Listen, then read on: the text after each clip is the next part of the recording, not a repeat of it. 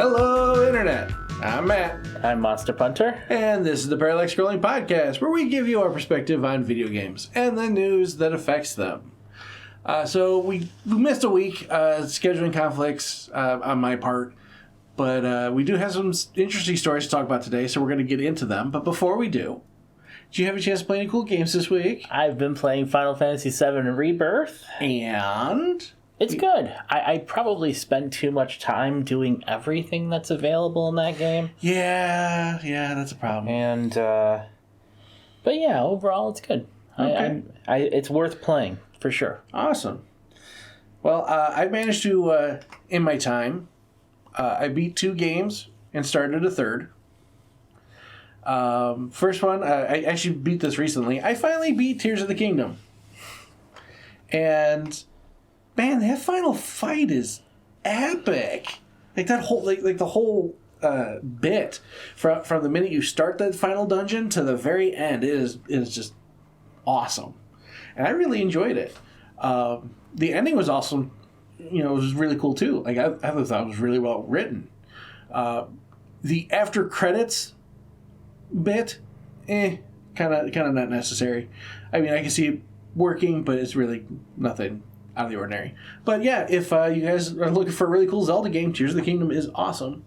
It made me. I'm starting up Breath of the Wild now in its place, and I'm noticing some major differences already. So I don't know what our buddy was talking about when they were like, "Oh, they're the exact same." No, they're not. They're really not. Yeah. Anyhow, so I finished that game. I also finished Diofield Chronicle, and I have some thoughts. And I wrote them down, and I'm going to share them with y'all real quick. Do you want the good or the bad first? The indifferent. The indifferent. There are people in the game. Newsflash, people. Yeah, there's people. There's people. All right.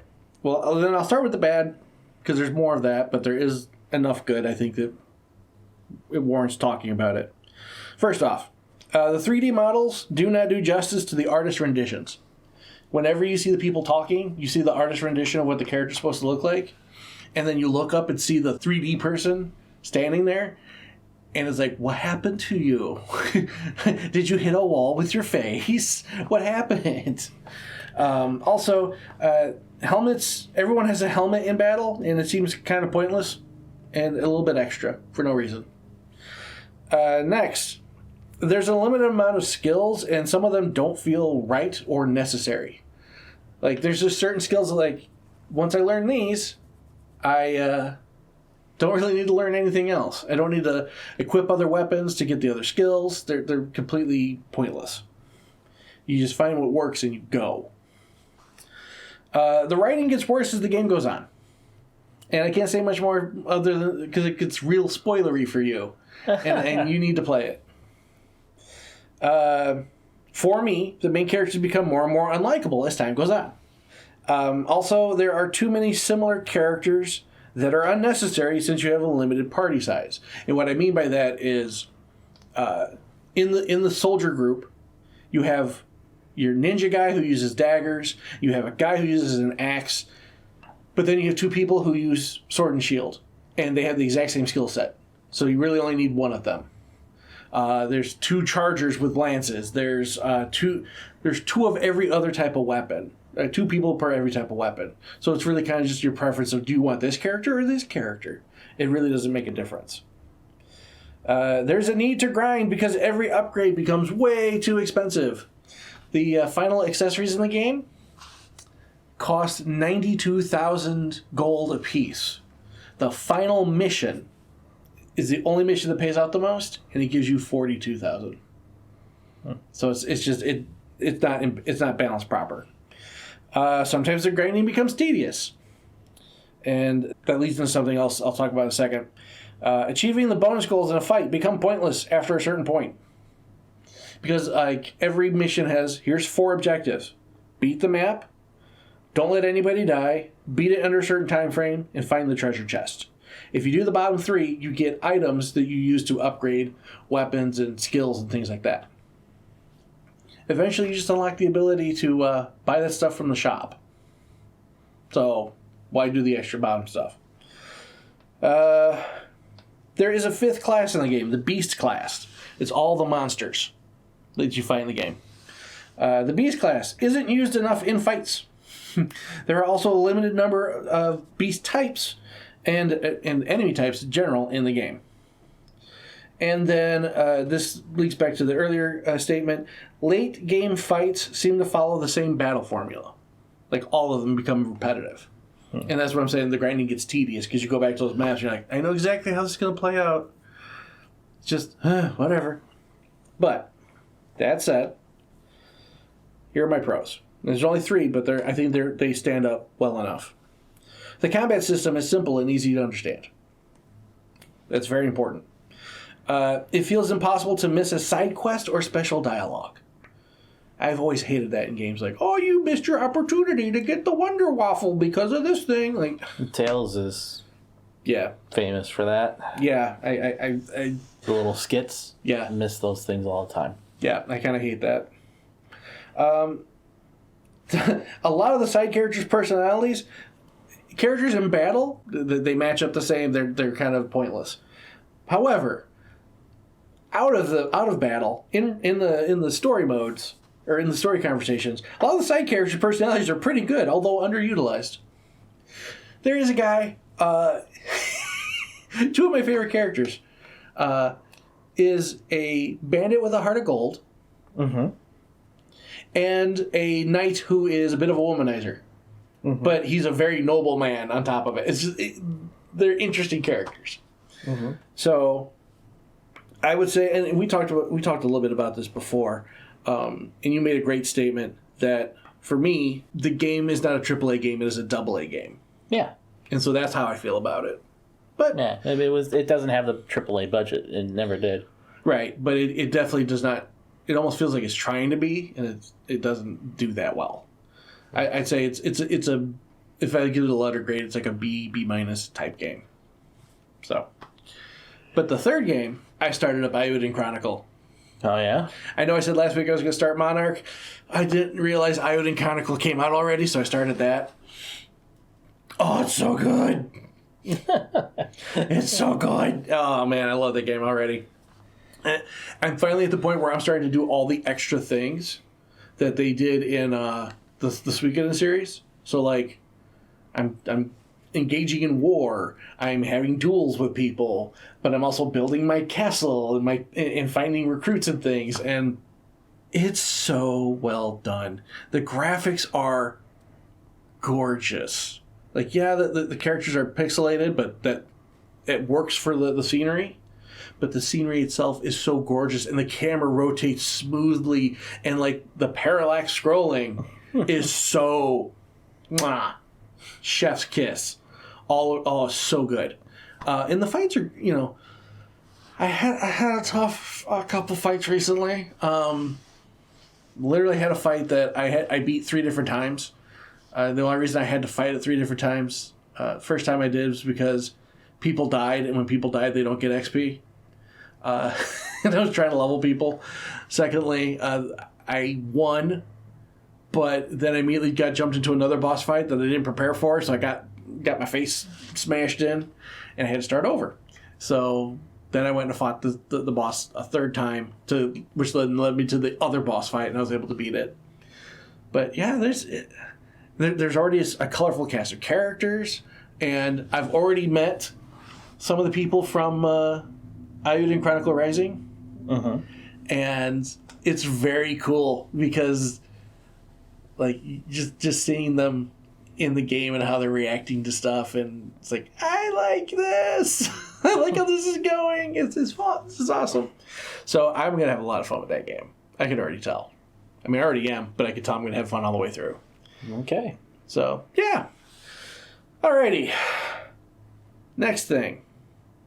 We have a comment from one person who took me a little too literally last time. I accidentally said, and this is my fault, my onus. I said, hey, I want any type of comments. I want 1-word comments. And sure enough, I'm going to try to pronounce this. I don't even think I can pronounce this. DRBJBPOG9956. Awesome username. Responded with one word. Wallow. And I think that's deep. That's very deep.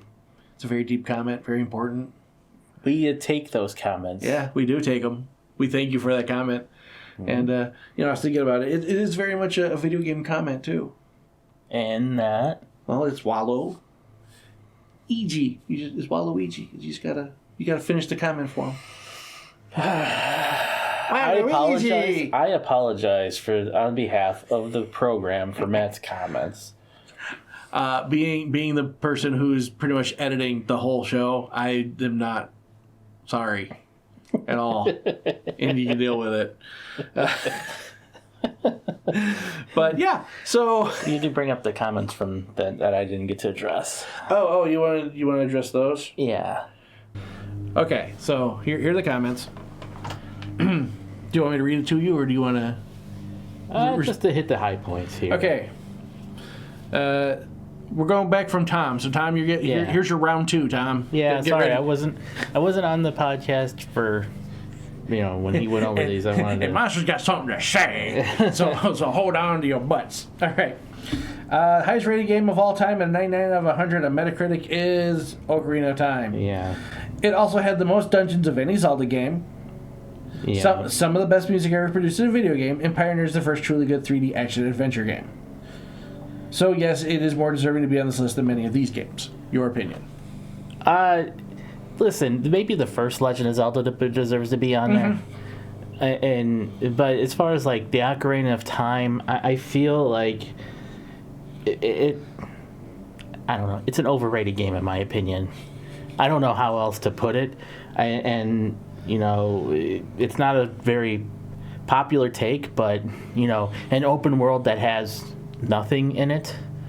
Yeah. Is kind of tough. I realized at the time it came out it was a big deal. You could travel, and it was, this big 3D space, but there was nothing in it.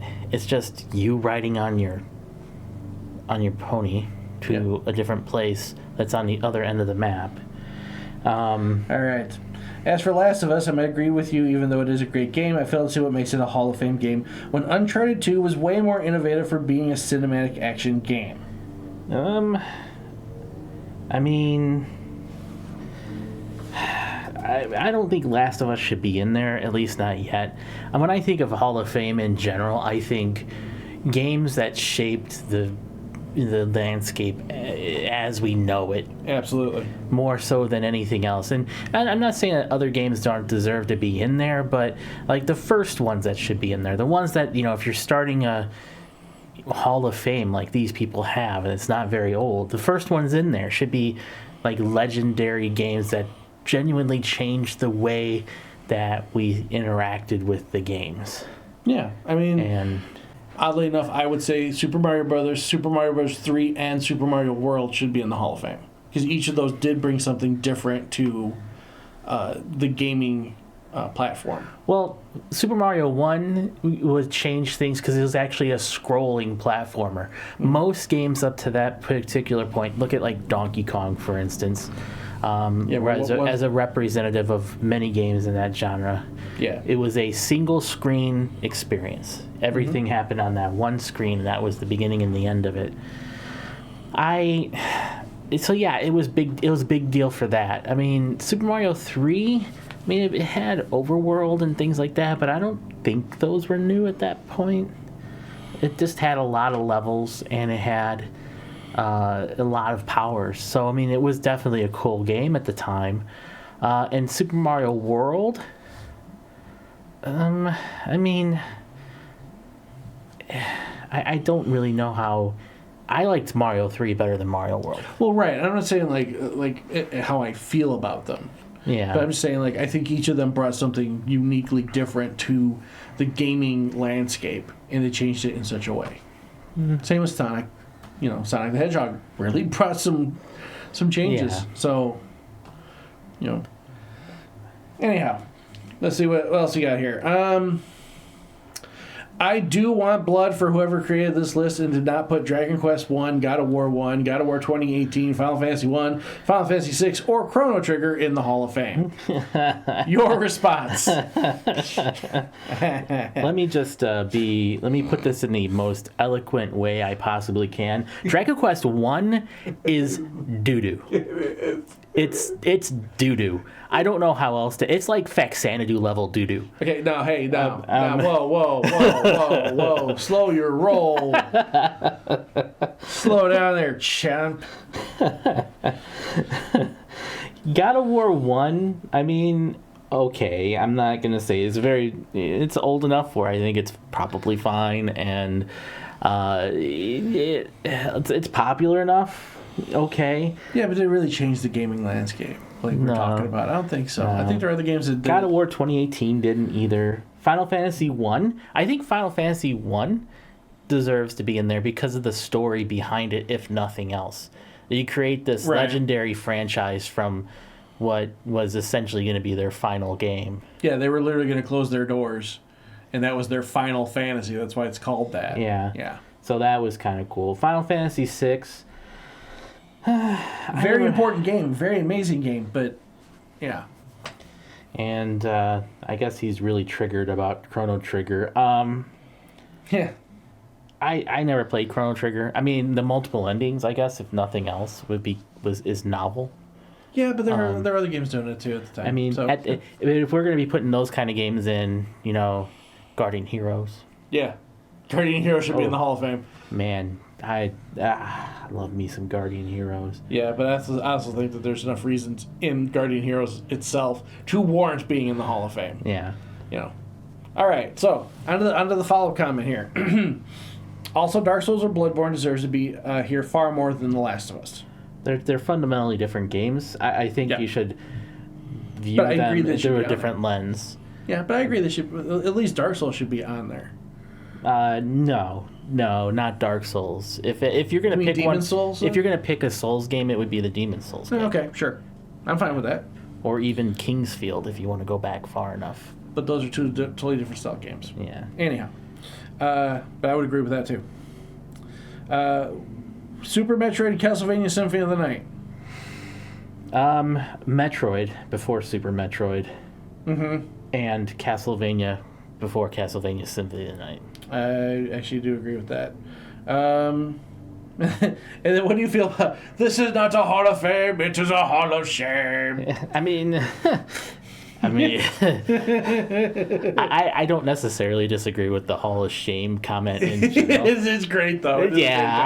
Well, the thing is like there's some stuff in there that's like just head scratcher, and it's obviously a limited number of persons, if not a person's take on the Hall of Fame, and I think that they obviously have their biases coming through in what's in this.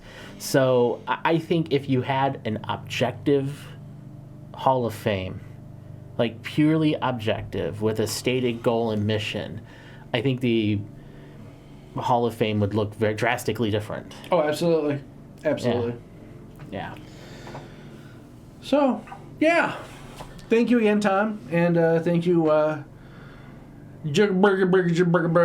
9956. Thank you for your insightful comments. I was trying all of a sudden love that name. I was just trying to pronounce it. I can't spell it again. Seriously, guys, thank you all for your comments. And if you have any other comments, and y'all didn't answer my question from last week, so I'm going to answer it again. What would you say is the greatest third-person action game of all time? Third-person action game? Yeah. Well, because that was based off of Tom's comment there. Oh, yeah, Berserk. Okay. I'm not going to say you're wrong, but I'm going to say let's let everyone else answer. Robotron? Okay, stop talking. I know it's a podcast, but stop talking. Let us know what you think in the comments down below. Again, if you got any news stories that we don't talk about that you want us to cover, say something down below. If you just want to say hello or other one-word comments. Oh, Rolling boy, Thunder. Why am I saying that? Would you stop?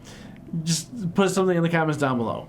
Alrighty, now let's get on to these stories because we're getting on in time more than we thought we'd be. But here we go. Biggest story we need to talk about is the current one. Yeah. For those who are not in the know, because not everyone plays it, and not everyone can play it now. Helldivers 2 had a kerfuffle. Yeah.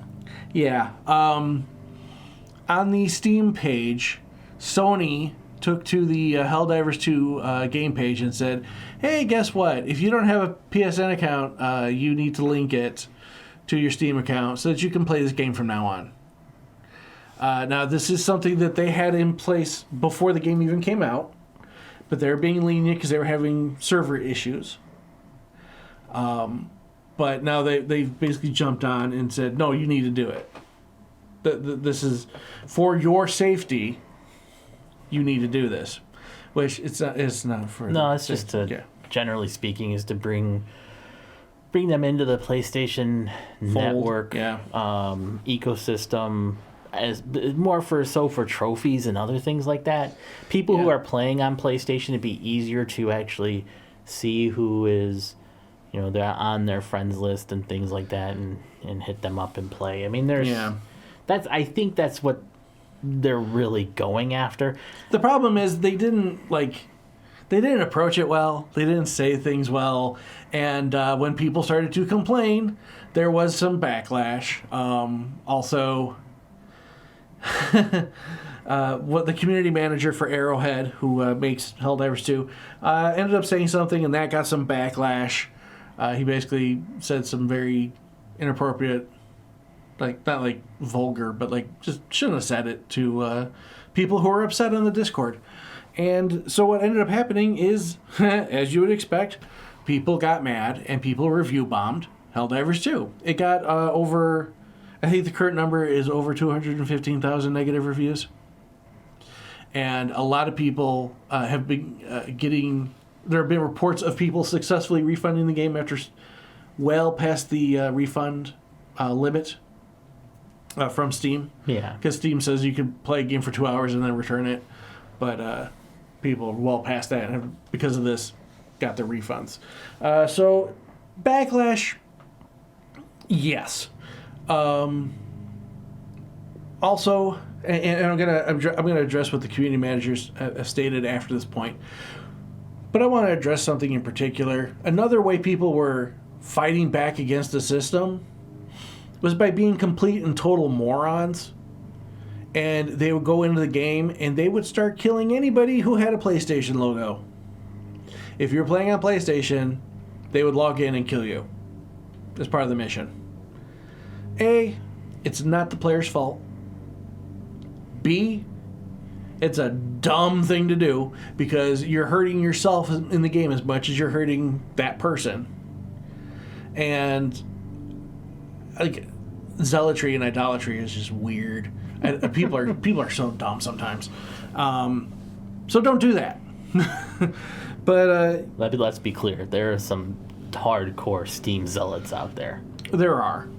But there's, at the same time, there are people who have a justifiable rage. Actually, there's over 177 countries that are not allowed to have a PlayStation Network account, and so they weren't going to be able to play the game. Well, they were undoubtedly upset. So how does Sony respond to that? Well, they removed it from the Steam store in those countries. You can no longer buy Helldivers 2 in those countries anymore. Instead of actually working to try and make a happy ending for everybody, Sony decided to just cut the Super Earth's army in at least half. At least? I mean, I don't know. How many? 177 countries? 177 countries, but how... not that we're going to have any insight into this, how many players is that, though? I don't know. See, that's the thing. I mean, is it 177 players? I mean, obviously more than that, but... Jeez.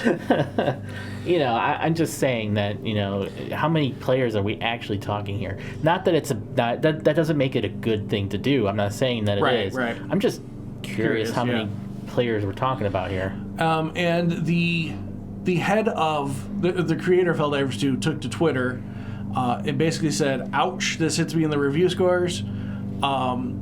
He said, but I totally understand it. Keep doing it. It'll help us, with our talks, negotiating with Sony.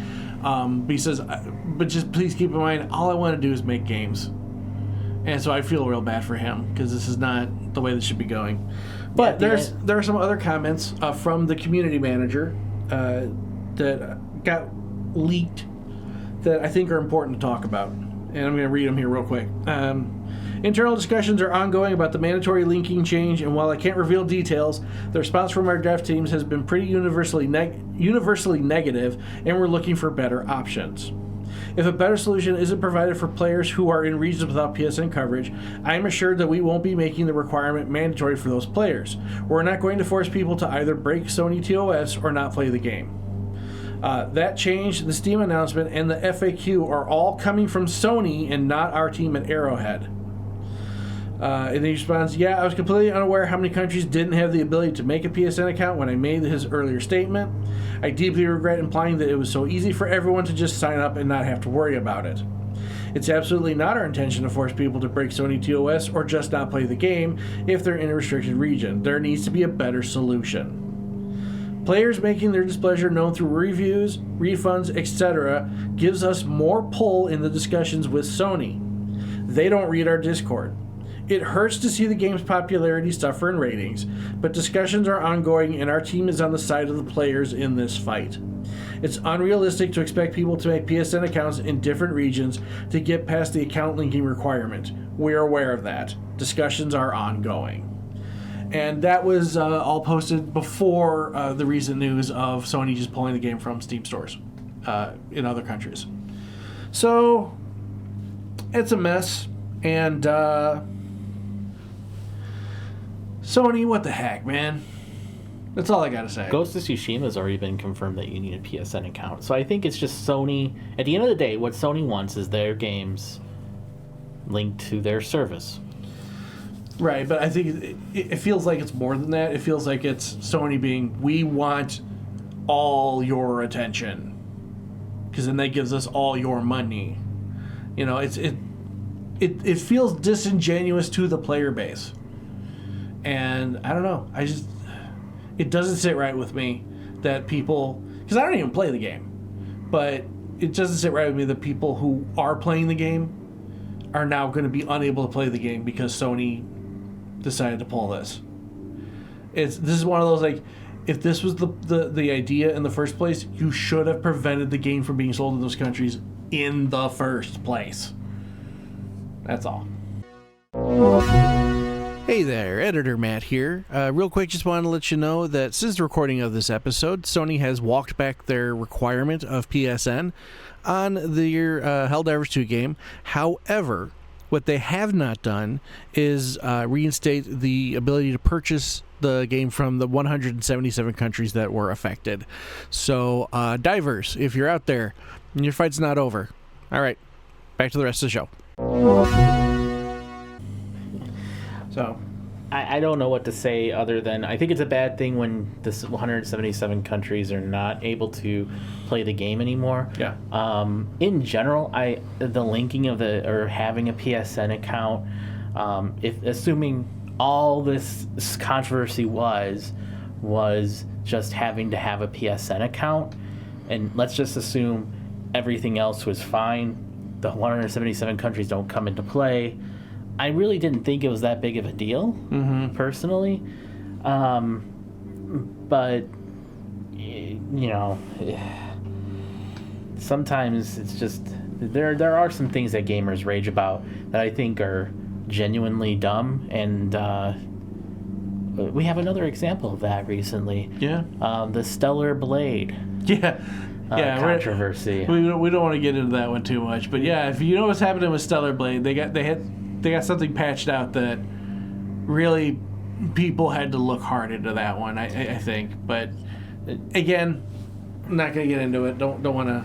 Here's my really quick take on it. Okay. Do I like the fact that they, covered up some things on the main character?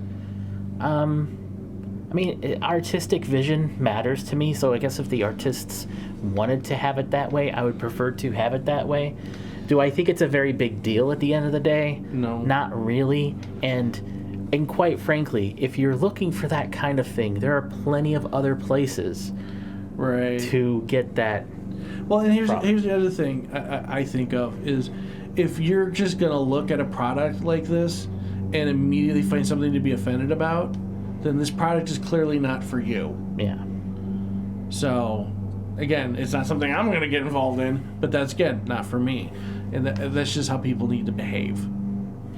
But, yeah. Bringing it back to Helldivers 2, they're Yes. talking about all these refunds. I just want to point out that the last game I heard that there was this huge controversy about that people were trying to refund like crazy, among other things, was Cyberpunk when that came out. Everybody was disappointed with Cyberpunk. There were all these people, trying to get their money back, supposedly, and it turned out to be, 2% of everybody who bought the game actually tried to refund it. It turned out to be nothing, and now everybody loves it. I shouldn't say everybody, but it's much more of a beloved game than it was, and it's used in benchmarking scenarios for new gaming graphics cards for PCs and things like that. So they've turned it around as far as that is concerned, and I don't think it was ever that big of a deal to begin with. Yeah. But good news, everyone. Good news. If you don't want to link your Sony account for Helldivers, if you're going to leave Helldivers for good, Halo Infinite is there to save the day with the Forge option, because there's people out there making Forge creations that are like Helldivers. So if you want to play Helldivers that's not Helldivers, actually Spartan's doing this sounds a lot cooler to me than... Well, I mean, it sounds like they found their own way for you to reenact the end of Halo Reach. Yeah. Which was awesome. Yeah. The end of Halo Reach was so good. So, if you have Halo Infinite, check it out. Yeah. Speaking of companies that are getting involved in stuff that they probably don't need to, and saying things that they don't need to, or doing things they don't need to. Have you ever heard of something called Gary's Mod? It was made by Gary. It is made by Gary. It's also made by Face Punch Studios, which is Gary's studio. That's a good studio name. Yeah, it is. And basically with Gary's Mod, you could upload whatever and have a racing game, a death run game, a shooting game. You could do all crazy stuff. It was like Mario Maker before Mario Maker was even an idea. But it went so much further. You could just make utter nonsense. Dreams. It was more like Dreams for the PlayStation. Okay. Yes, I would say it was definitely like Dreams. But the reason I said like Mario Maker is because you could put in Mario or Samus or Link or whoever.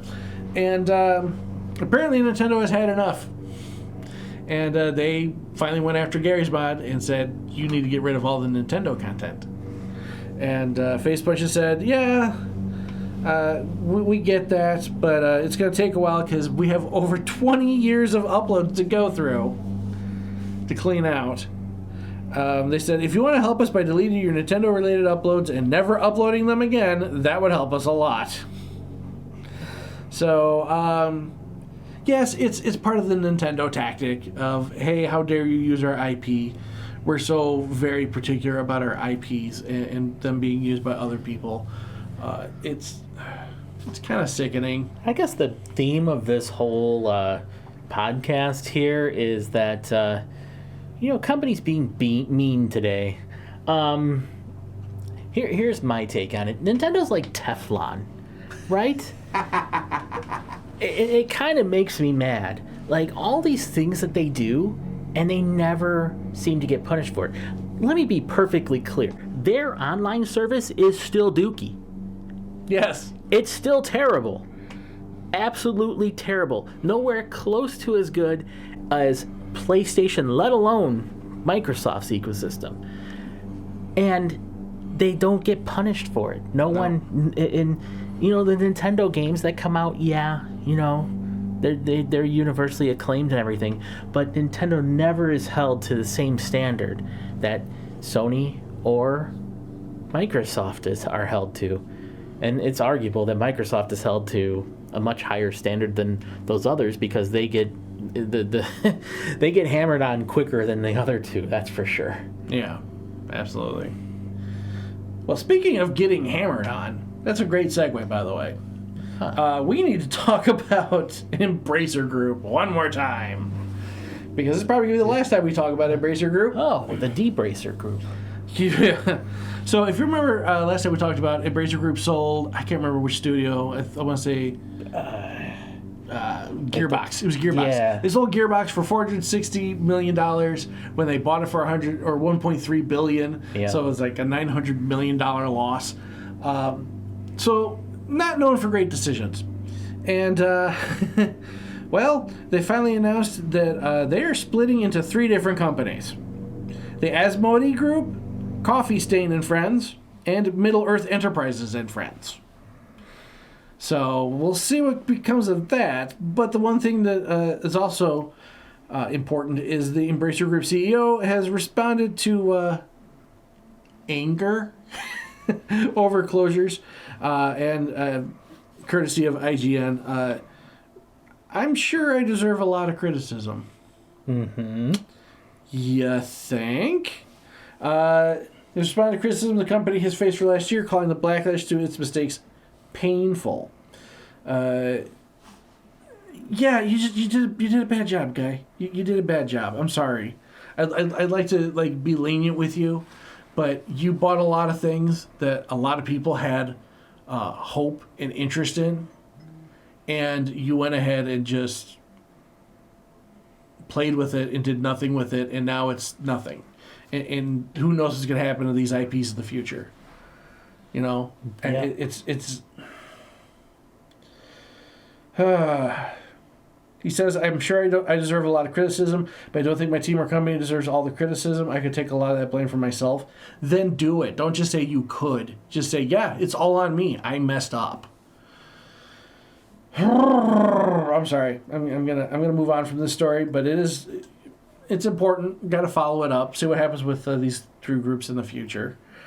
But lastly, our last big story, and this one I think is very worth our time to talk about.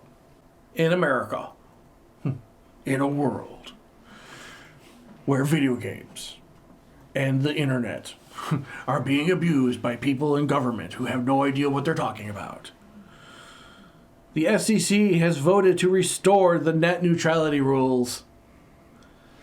Yay! After 7 years, we'll finally get it back. As a result of the vote, the FCC has now been authorized to reclassify internet service providers as common carriers under Title II of the Communications Act. Again, this is all from IGN. The proposal is almost identical to the original proposal for net neutrality, although the new rules would also provide the agency the ability to block authorization of websites controlled by foreign adversaries. Let's see. We need broadband to reach 100% of us, and we need it fast, open, and fair. Yeah. I know what's really funny is as I look at this, I look at the video or the footage for the vote, and noticing that the guy who tanked net neutrality, who caused us to lose it in the first place, is no longer the center of the STC. Yep. He's off to the side. But he's still smiling like a dum-dum. I'm going to say other words, but yeah. He could take his huge Reese's Pieces cup and shove it. I mean, you ain't wrong. But yeah, so... this is the big thing. This is what I thought was important. Rosenworcel, who's on the board, or the FCC, stated, 4 years ago, the pandemic changed life as we know it. We were told to stay home, hunker down, and live online. So much of work, school, and healthcare migrated to the internet. If we wanted to engage with the world, we needed to do it all through a broadband connection. And the reason that was stated was because that was kind of the argument for why we needed net neutrality back. Yeah. So, yay for net neutrality. Thank you for coming back to your senses, FCC. Sorry you had to have that guy in charge for so long. I don't even want to dignify him with a name. And hopefully that'll affect our internet connections for the better in the future. Especially now that one guy's figured out a way to speed up internet connections. Yes. So here's bright my skies ahead. here's my take on it. They're not wrong when they say the internet is essential nowadays. I mean, you can't really apply for the vast majority of jobs out there anymore unless you have an internet connection. Paper resumes, paper applications are basically a thing of the past. The internet is vital to everything we do now. It has to be classified as a utility. There's no other way to put it anymore. Right. So, I like it or not, it has to be. Majority of businesses originate on the internet, and that's how they grow, and that's how business is just. That's the nature of progress. Things keep changing for the better, hopefully. But when you start doing stupid stuff like, oh, we're gonna repeal net neutrality, then you just made life harder for everyone else. And this is a good thing. We're gonna end our show today on a win. We won the internet back. Rejoice. And with that silliness, we are going to get out of here. Thank you guys for listening. Again, any comments, we're going to listen to them. We appreciate you guys. If you got any news stories you want us to know about that we didn't talk about, tell us, and we'll go over it. In the meantime, have yourselves a fantastic week. Have some awesome game time. And we'll see you guys in the next one. Take care. Later.